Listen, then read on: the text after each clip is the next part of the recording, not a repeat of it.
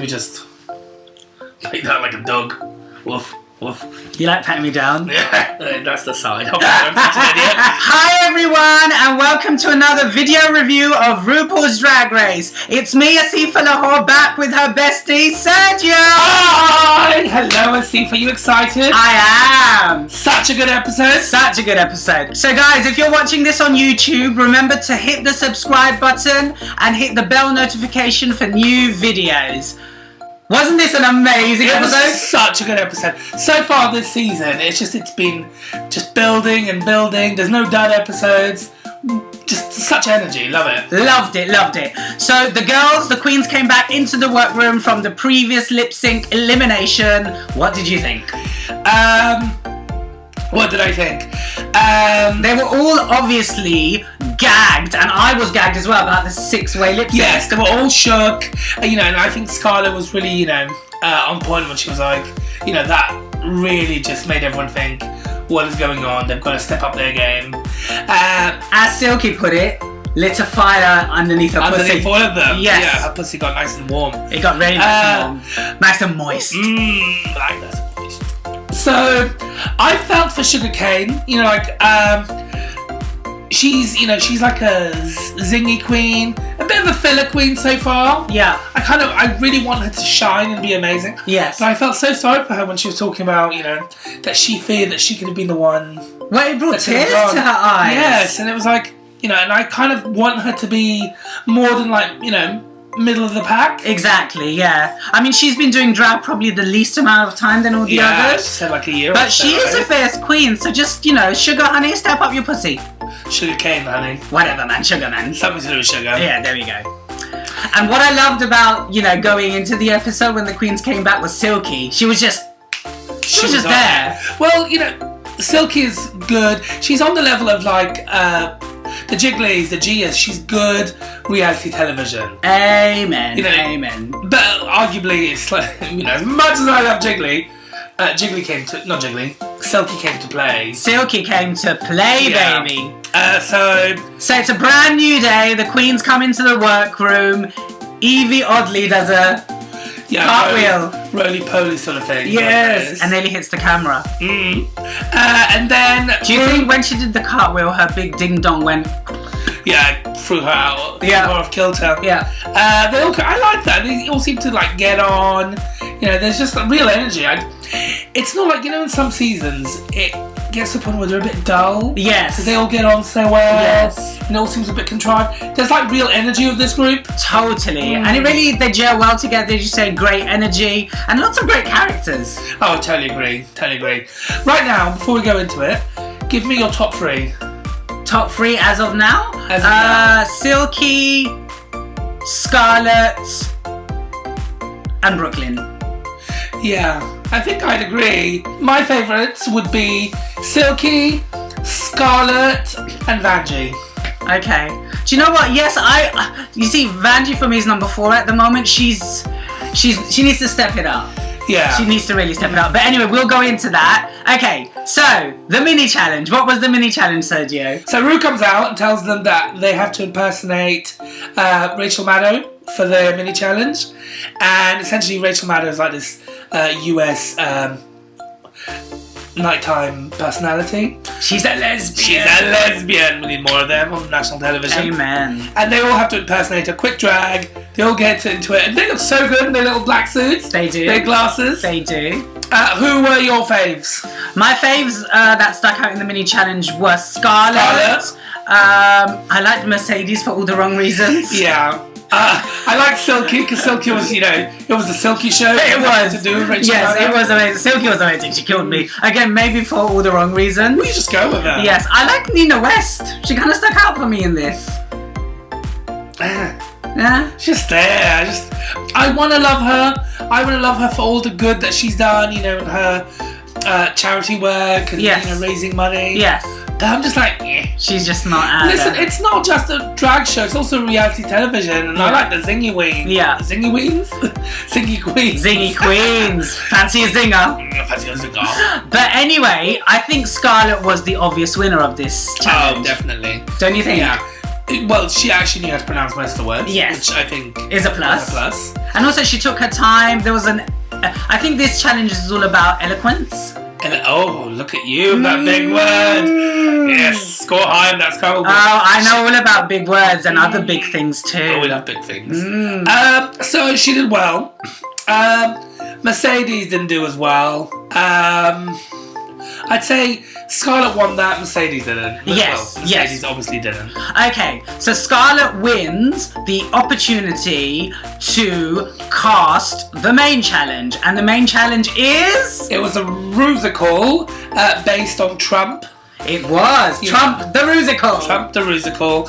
I like it. Would you like to have starred in that? Yeah, I would actually, yes. I would have. How would you have casted me? You would have been one of the ex-wives. Yes. Yeah. Yes. Yeah. Yes. So Scarlett has the task of casting it. Yeah. And she's quite fair. They go up and down. You know, they listen to it. Yeah.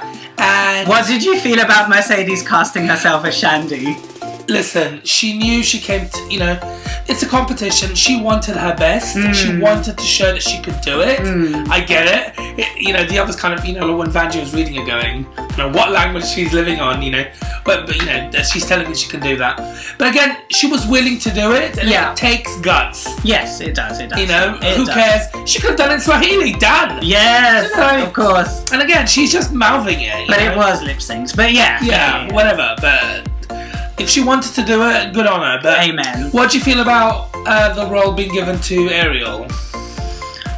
I thought that was slightly sly on Scarlett's part, in the sense that it was well cast, but it also allowed Ariel to prove that she's more than just an Instagram star. No, truth. So in a way, it kind of helped Ariel. Yeah. You know, it was a good, it was a good decision on Scarlett's part. Yeah. Any casting decisions that you... I thought the entire musical was cast really well. Evie Oddly's part was amazing. Yeah, I kind of felt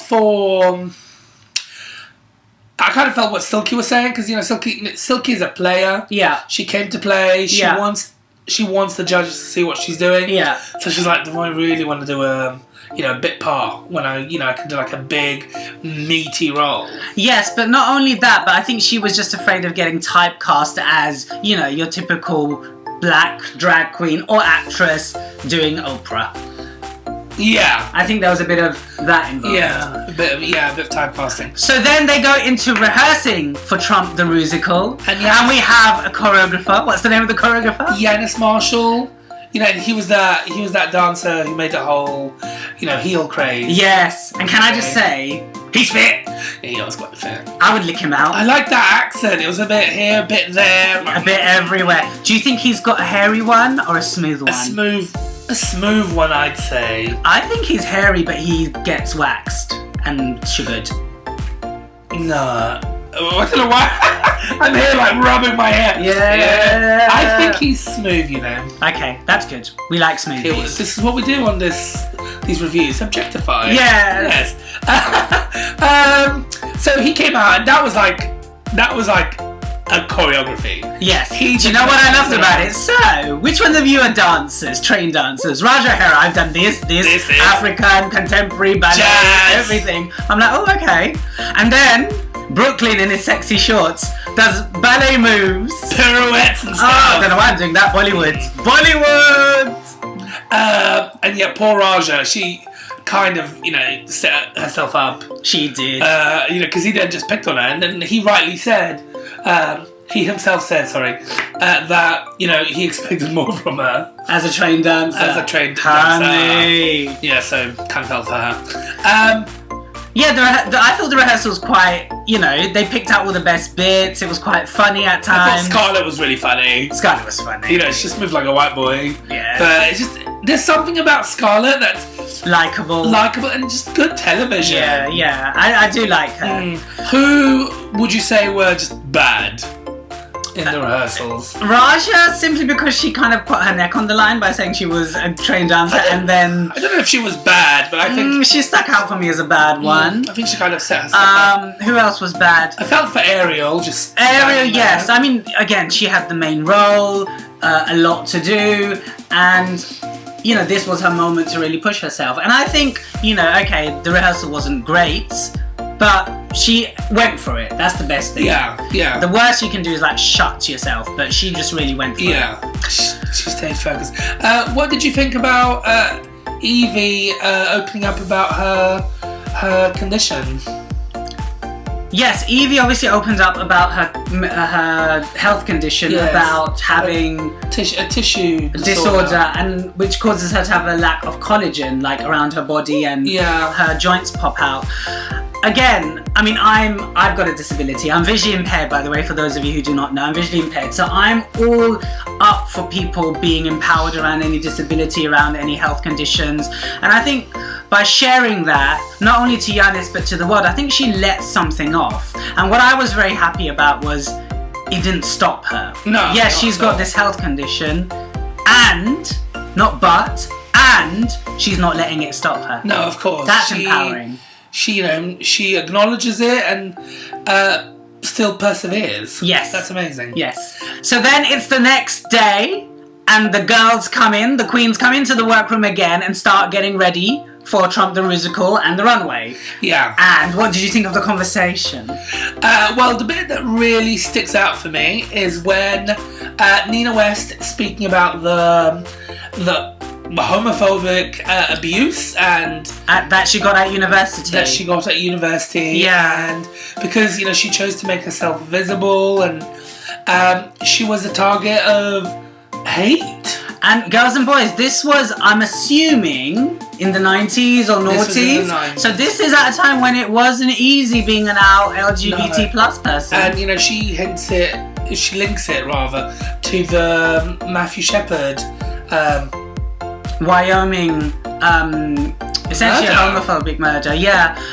So I will put my hands up and say I had forgotten about that murder, and I'm glad. This is why I love RuPaul's Drag Race. It reminds us of our struggles, of our LGBT history, of moments in time where we have struggled as a community, and we shouldn't forget about it. Not at all. And I'm glad, because at the time that was quite a prominent hate crime. And in a way it was a stepping stone to many, legislation, and in a way it kind of galvanized people to be more vocal and actually, champion change. Exactly. And like you saw with Nina West, it, through living through that fear, it kind of not forced her, but it kind of empowered her, that's the word. It empowered her to move forward and actually campaign for LGBT rights. What I was touched by is something that she said: never feel that your voice doesn't matter. It does matter. And I'm glad we're living in an era where everyone's voice matters. Yeah. And there is this notion by some of the drag community is don't make drag political. Why should we make drag political? But I've always been of the ilk, coming from identifying as a Muslim drag queen. Of course I'm political. Of course I want to push things forward. I want to use my art to cause change in the world. And I was really inspired by Nina West opening up about her activism and her experiences. And that actually causing Mercedes to open up. Amazing. Well, yeah, because last week, Mercedes felt conflicted, and you saw that she kind of withdrew into her shell because she didn't feel comfortable speaking about her religion. Now, we know that she identifies as a Muslim, that she went on to the show promoting herself as the first Muslim queen.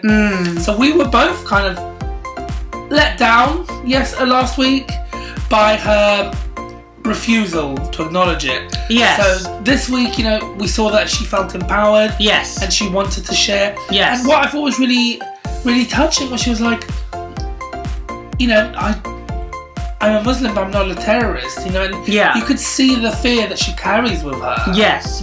And I mean, this is quite a layered conversation around identity. She's an immigrant. She's black. She comes from black culture, black race. And also she identifies as Muslim in America and LGBT, Yes. and she does drag. So it's quite a layered identity, and I obviously can so identify and really empathize with her. That, you know, when you are on social media, when you are out there in the world, when you're taking on all these different identities, it can be so exhausting when the world doesn't see you, when the world doesn't acknowledge your different identities. All the world sees is your intersectionality. Well, a lack of your intersectionality. Well, there you go. You know, all the world just wants to put you in a tick box. So you're either black, or you're gay, or you do drag, or you're trans, or you're an immigrant. And, you know, people do end up losing their voices. Not literally, but they feel that they're forced into silence because, you know, it's a lot to take on when you're fighting these different things every day. And when you're constantly being confronted with what the world expects you to be and what the world thinks you are. And I'm just glad that she found her voice, especially at that time. And I'm so happy that the queens were so supportive of her. And she chose to take that moment and to bring together the queens that, you know, she kind of ran away from the week before. Oh, tell me about it. And there was just a sense of, you know, like, she'd done like a 180. Yeah. But not just for us and the people watching. Yeah. But also for herself. There was a sense of, this is who I am. Yes, I do struggle with people's expectations of what it is to be Muslim. Yeah. But this is how I feel about my religion. Exactly. And that's powerful. So powerful. And I loved, you know, I loved Evie's reaction. I loved Scarlett's reaction. And you know what? It just made me want to take Evie's ding dong a bit more. And it just made me want to lick out Scarlett a bit more. What? We are having a moment about religion and she's off somewhere else. Okay, so then we move on to Trump the Musical. What did you think? I'll be honest, it's never my favourite challenge whenever the musicals come on. Yes, I agree with you. I can't remember the last musical that I actually enjoyed. Yeah. I think we'll have to go back to like season 6 when they did, you know, it was Adore and Courtney singing yes. That, I'd go back all the way to that. Wow. You know what, I hear you. The musicals for me just go on and on and on and on. What kept... Oh, I'm about to burp. Oh, no, I'm not. What kept me sort of glued to this one, I love Grease. I love musicals that are based, or a parody of, or a version of a musical that has been. I love Grease, and I love the fact that there were so many references to Grease, because essentially it's a version of, but also the songs sounded like Grease songs. Yeah, it followed that melody. Okay, so who stuck out to you in the musical? I actually thought Ariel did a good job. You know, she really kind of navigated it well and took them with her. Yes. Who of the wives? Who did I? So the wives were Brooklyn as Ivana. Yeah. Plastique as Melania. Yeah. And so there were 2 wives, I can't remember. Yeah, Brooklyn was really good. She just stuck out. Really good, and she looked like Ivana. She did. Of the assistants, I can remember Evie. You know, the fact that she even painted herself. Yes. Like Kelly, whatever her name is. Yes. Kellyanne Conway. Yes. So it was more the commitment by some of the queens. Yeah. I kind of just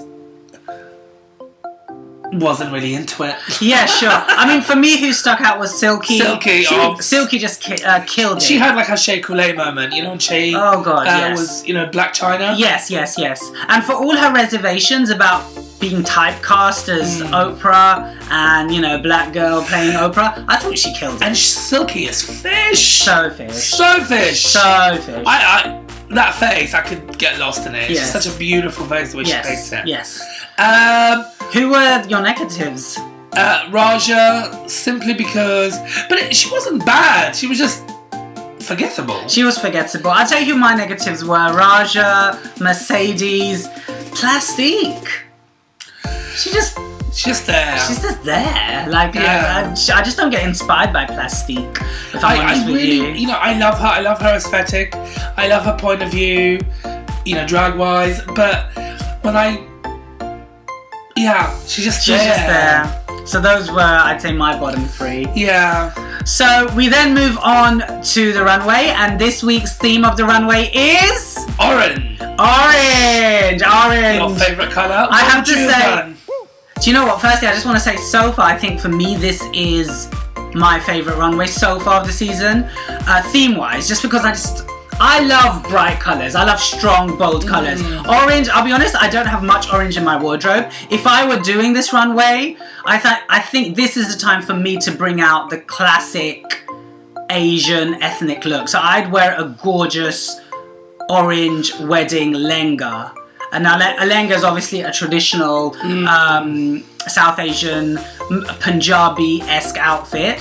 And I think, okay, orange... That's a two-piece one, The right? two-piece. So it's essentially... It's a bit like what I'm wearing right now. So it's a belly top with like a long skirt and like a gorgeous sort of scarf to go Yes. around. It's very detailed, very heavy, and I'd wear it with like lots of jewelry, lots of bling bling. I'd wear it with the tikka. And basically... Orange isn't a colour that you can get, I'll be honest. I'd have to get it made, tailor-made, because, you know, those wedding lehengas, they come in all sorts of colours. It's amazing with your skin tone. I would be beautiful. I would just love to do that. I think this is time for me to bring out. I'd come out as an orange. An actual orange. Yes. Yes. You know, be the body beauty. Or the sun. You could come out as the sun. Imagine. That would be amazing. With like an actual like fire thing. Yes. That's amazing. That's done. Yes. Okay. Big round ball. So, who stuck out for you?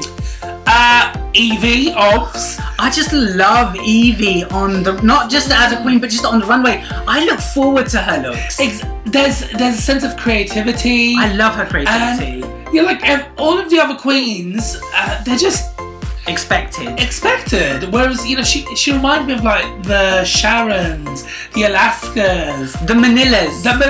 Exactly. Like the really creative queens that know who they are, but use the show and their drag to just really push. Just think out the box. Think out the box, and also bring the fun to drag. Come on, we wouldn't go out like this to go shopping at the supermarket, would we? But you know, for stage, let's bring out the creativity. And then there's fun, there's irreverence. Yeah. I love that. Are you thinking of me as the sun? You are, aren't you? I'm thinking of you as a big fat orange. Yeah. Take a big bite out of it. Juicy. I really liked, kind of contradicting myself, but Silky can do no wrong in my eyes. Yes. She looked beautiful in that dress. Yes. Very pageanty. Yes. But it's so beautiful. I just wish it was a stronger, deeper orange. Yeah, it was. That's my only. That was my only criticism. I thought it was hallucinating. I loved it. I saw a bit of pink in it, but it was a beautiful dress. Yeah, it was a beautiful dress. I thought Brooklyn Heights. Oh god, that sort of futuristic Fifth Element. Well, this just looked like an orange cone, which I loved. Yes. I loved. Who did I love? I loved Scarlett. Yes, Scarlett was gorge. She was gorge. Yeah. Again, Plastique looked really pretty. It was a bit like, you know, I thought Vegas showgirl. I thought Plastique. I'll be honest with you again. Yes, her aesthetic is gorgeous. It's very fish. It's really K-poppy. I love it. But she's not wowing me with her looks. I'll be honest. I thought it was very, very safe. Plastique's look was. It didn't really say anything to me like the showgirl butterfly, and it didn't sort of wow me. Who were your favourites? Evie Oddly, Silky, Brooklyn. Vanjie was good. Vanjie was like the expensive showgirl. Miss Vanjie. Like she goes backwards. Yes. Yes, but you know. Did you get the critique that she's always essentially wearing the same silhouette? Yes, of course. And again, she needs to break it up. You know, this has been said a million times, but Bianca won her season wearing the same dress, and she looks stunning. Yes. Meh. Okay, who did you not like? Who did I not like? Mercedes. Facially, Mercedes has always been really good. There was nothing wrong with it. It was just, you know... And I love the blonde hair. You could imagine her down in Margate, living her best life. Margate? In the summer. Mombasa, no? well, whatever. Yes, yes. You know, imagine seeing her in Mombasa. Out there in the beach. Going, I love her. Yeah, but it was good. It was just, I think because everyone else was so detailed and so, you know, such a spectacle that you kind of, there was nothing wrong with it. Yeah. And she is a beautiful queen. That face is stunning. Yes. But it was just like, yeah. Raja, what did you think? Raja, again, didn't blow me away. Again, very safe, I thought. And for me, drag is all about creativity, about really pushing it. And Raja, to me, is so safe and standard. She doesn't really push it for me. I'd like to see your point of view. Just, yes. You know, just to actually see where you're coming from. Yes. Another queen that I keep sleeping on is Akira. Yes, God, and it's only when you mention her that I actually remember her. There's a few. There's Akira, there's Sugarcane. Yes. Who I want to... When they're on, I'm like, whoa. Yes. But then... the moment they're not there, you just forget about them. And I'm sure there's others that we're forgetting. Yes. Okay, let's move on to the judges and the judges' critique. So the judges this week are, the guest judges... Joel McHale, who's a comedian sort of type. Person. And forget him being a comedian, can I just say... oh, God. He is gorgeous. He's fit. So fit. Oh, I got lost in that. And he deserved to be licked out. Yes. A little treat from Asifa. And the other judge was Tiffany. Tiffany Pollard. I love Tiffany Pollard. Obviously, I remember her from Celebrity Big Brother UK. But the moment she came on, and the moment I knew she was going to be on, she just lit up my world. Yeah. She's so Drag Race. Like, it's taken her so long to be on Drag Race. But she's just reality television. Yes. You know, she oozes charm. And, yes. You know, disappointed it wasn't just her. Just well, do you know what I loved? minutes. I loved the fact that Tiffany, with all her weirdness and her sassiness and her isms, was paired up with someone like... Joel McHale. With his... Yeah! The fact that Michelle Visage was getting a bit conflicted, and I'm like, Michelle Visage, I was like, let her steal the show back. I was like, Michelle, come on. If I was sitting next to that testosterone, I'd be like, yeah. I'd be like, yeah, touch me up, yeah. It's all about yourself, forgetting the competition. Yeah. But oh well. Yeah. So the critiques. The bottoms were Vanjie, Mercedes, and Raja. I thought that was valid. That was valid. Yeah. The tops were Evie. Yes. Silky. And Brooklyn. Again, fair. Very fair. Very, very fair. I really like the special mention that RuPaul gave to Scarlett about casting. And I really like this season in particular where RuPaul, in every challenge, sort of gives special mentions or shout-outs. There's like a mentoring sort of element. Yes, And it keeps us interesting, not only in the queens, but also in the challenges. That it's like, oh, okay, so this is what thought about it. Yeah, this is what RuPaul thought about it. And also acknowledges contributions that each queen makes to the challenge. Yeah. I like that. And then, the winner of the main challenge is... Silky. Nutmeg Ganache. She deserved it. She came out there. She roly-polied over everyone. Yes. She looked like Oprah. She was charismatic. She could do no wrong in my eyes. I think she's a front runner. I think she's the one to beat. And you know, I'm kind of happy that the editing. Well, I'm not kind of. I'm super happy that the editing has kind of eased away from she's loud, she's obnoxious, she annoys everyone. Look, let's be straight up. Silky is getting a lot of slack and a lot of things thrown at her on social media. There's a lot of Silky hate out there. I just want to say, honey, I love you. But do you think I want you to win? Oh, me too. But do you think that the show has a responsibility on giving, a fair portrayal of each queen? Of course, rather but than honey, creating these edits. Of course, but honey, at the end of the day, if you're giving boring footage for reality television, you're going to get edited like that. Because the fandom. Honey, this is an X Factor where it's a live show. It's a pre-recorded show that's been recorded 8 months in advance. But listen, the fandom is very fickle. It does go with, the ups and downs. And queens of colour do do have a harder time of it. Yeah. And then when you think about it, it's like, why? What? Yes, she's loud. Yes, I'm sure the other queens had that moment. But why allow her story to go through that trajectory if you know that the fandom will attack her? Do you think that there's like, you know... On the flip side, why not? Why shouldn't she be allowed that edit just because of her personality and the fact that she's black? But she should be allowed to be herself. My fear is when she will be... I just hope that she's getting the duty of care. The show's giving her the duty of care that she deserves. Oh, I think the show is, and I think she's also strong enough to deal with the backlash. Because let's be honest. The fandom of RuPaul's Drag Race, especially in the US, is racist. It's not even just in some of the stuff you read on posts by black queens or queens of color. It's horrendous. It's right racist. What they're experiencing. If Silky Ganache is being edited and really out there and in your face, so be it. I see it as a push forward and a fu to the racist fandom. I just hope that the fandom actually acknowledges the gift that we're getting in such a show and appreciates these queens who are essentially putting themselves out there. Yes.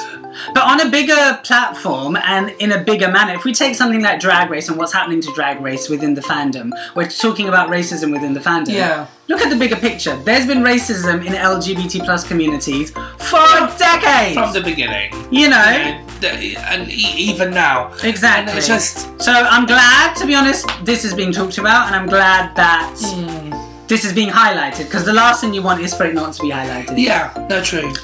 So she's my favourite. Silky wins. She's a front runner. Love you, Silky. And I think that was a right top 3 and a right bottom 3 as well. Yeah, very much so. So who's lip syncs for their lives? So Raja O'Hara lip syncs, and also Mercedes. Iman Diamond. Exactly. Vanjie. The look on Vanjie's face when she's saved, you see how much it means to her. We keep forgetting that Vanjie in the previous season actually went out in episode 1. In episode 1. So every episode that she gets past or progresses is such a testament to her and her drag. So, God, she must have been thinking, oh God, is this my time to go? You saw it. Yeah. You saw it in her face. I really hope this lights a fire under her. Yeah, and she kind of, diversifies their look. Yes. As the show goes on. Yeah. Okay, so the lip sync song was to a James Brown song called... I have no idea. Isn't it called Living in America? Something America. Something in America. They kept repeating that. Yeah, very American. Which is cool. I like... What do you think the fact that it was, a male singer? So, for me, lip syncing and drag is genderless. Yeah. Right? For me, it's always an art form. And for example, there's this argument whether transgendered women can be queens. And I'm just like, move aside, man. Yeah. But that's an argument for another video another day. But for me, a lip sync is a lip sync. Whether it's a male voice or whether it's a female voice, it's what we're attaching to that voice and that song. For me, a voice is a voice. I just thought it was very interesting that song was chosen on the episode where the theme was based on American politics and Trump. And also, one thing I want to say, Sugarcane came out as Trump on her runway. That was we can't forget that was amazing. And also Ginger Minj. And Ginger Minj as well. So what about boy drag? What about you can do boy drag. I can do boy drag if I wanted to. As can a cisgendered man or gay man. Yeah. So come on, I think this idea of drag and gender, it's two different things, but really, I don't see... It's about pushing the boundaries, and it's about, why not? Why not? I don't see an issue with female-presented drag queens lip-syncing to a male song. Why are we so caught up on labels and what is and what isn't? Let me wrap it up for you. Raja O'Hara was amazing. She was so good. Killed it. Even losing her wig added to it. Yes, she killed it. She was amazing. And for me, I think she embodied America. When the judges were shouting out the callbacks and all the cities' names and stuff, she just went with it. Mercedes, good lip syncer. But that's all I can say. Yeah, Good lip syncer. She was involved, she came to play, but she had nothing on Raja. It was her time to go. Yeah, but I'm so glad that she had this arc and she had that moment where she felt free to speak about something that was obviously so personal to her and that she carried with an element of negativity within her. Yeah. And when she, her final message, where she was proud to be Muslim. Yes, To be the first Muslim queen to be allowed on that platform. Yes. And and then she left doing her warble. Yes. Do you know what? It was powerful. It's a really powerful moment to see a Muslim drag queen finally on RuPaul's Drag Race. And I'm glad that she showed her vulnerability. I'm glad that she had that story arc about self-realization of actually speaking up and not remaining silent. And no matter how difficult it is with all the layered identities, actually speak up and actually represent, not only represent a community, but represent your voice and represent yourself. And I thought that was really, really powerful. For me personally, I would have liked to have seen more dialogue around the reconciliation of her LGBTness and her religion. I think that edit and Mercedes herself focused so much on Muslims aren't terrorists, which is true. Or, Muslims aren't terrorists, and I think recent events in New Zealand and what's happening around the world have shown that actually it's the Muslim community that is the most victimized when it comes to terrorism around the world. And that's great that Mercedes is voicing that. I just wish, as an LGBT Muslim, I just wish there was much more dialogue around the reconciliation of all the identities. But, kudos on Mercedes of breaking that mold and showing that you can be a Muslim drag queen. You can be a Muslim drag queen. I stand in solidarity with you, sister. Alhamdulillah. It's beautiful. And I go back to my favourite life mantra when Naomi Campbell spoke about her addiction in the 90s, and she was like, live your truth and no one can use it against you. Amen. Amen. And one thing I want to say to Mercedes before she goes, opulent! You earn everything! Okay. We'll be saying that for the rest of the day. We will indeed. Okay, so we have come to the end of another RuPaul's Drag Race review. Oh no. I know, sad, isn't it? But hey, for another week, this is us saying goodbye. We love you. Remember to follow us, subscribe, like the page, subscribe to the YouTube channel. And till next week, bye!